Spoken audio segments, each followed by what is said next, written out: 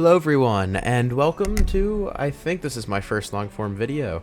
Yeah, I'm True, the CEO of True Productions. Hello, you can call me True, shocking I know. So today I'm just going to give you a little behind-the-scenes action of the short I uploaded today, which was the entire recreation of the underwater jackhammer scene.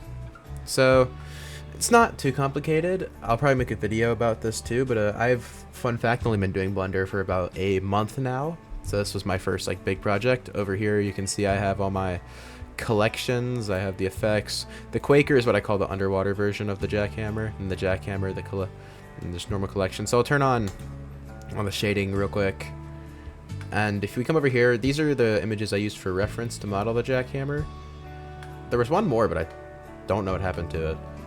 Oh, there it is. I used it over here for something. But anyway, so if we come closer, you can see there's a sunlight up here. We have the camera with the little fishy. I don't know why he's no-clipping there. I don't know if you can notice that he no-clips, but he no-clips a little. And then we come up here. We have the lighting. Surprisingly, this only needed 2 lights. So obviously, like I said, I'm still pretty new to Blender. There's going to be a few issues and stuff. So if you have any suggestions on how to better that in the comments, then please tell me. I'm all open for that. So if we go to the camera real quick, you can see the bubbles. The bubbles are a particle system. They were interesting to set up. Camera changes at 120, yes. The camera changes at 120. You can see the stuff start changing. The light glows. So, fun little fact for, what stuff I did wrong. If you notice here, as it's coming down, I'll see if I'll zoom it in post, but the jackhammer itself, you can see that the bottom and the top start actually meshing for some reason. They collide and then it goes down. I really don't know why it does that. You can't it's not too noticeable in the animation, luckily. And obviously I'm only pointing that out because this is a behind the scenes. Otherwise, I wouldn't be telling y'all, everything I did wrong. But then if we go into, so the underwater jackhammer is actually a completely different model, and I did that for 2 reasons. One, because it was easier for kind of getting a look at it, and secondly, it also made it to where I don't have to have the other jackhammer completely transform. I could just make it halfway transform and then go to the actually fully transformed version of the model. But we have the jackhammer here. It's inside this sphere for the ocean. We have the fish up here. We have the barrel in the background. We have the seaweed. So this stuff doesn't have as much motion as the Quaker, as I like to call it, because you're supposed to focus on the Quaker, right? You're not supposed to focus on this other stuff. But as you can see, so the way I created the lightning is actually very interesting. If we look in the back, you can see this kind of energy orb starts to grow. I used the same concept for that to create the lightning, where I modeled the lightning. You can see it actually goes up into there. And then, I think it's under modifiers. Yeah, you have I have all these modifiers, but the main thing is this threshold modifier. As the threshold increases, there's more holes in the lightning.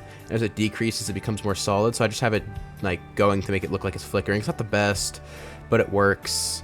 And then the laser beam, you can notice that the laser beam actually sticks out in the back because of the way it's modeled. If we go all the way up to this, it's actually a big part sticking out in the back here. But the plus side of that is that it makes it to where I have to keep moving this forward, which actually adds a lot of motion, surprisingly. So it all worked out very nicely.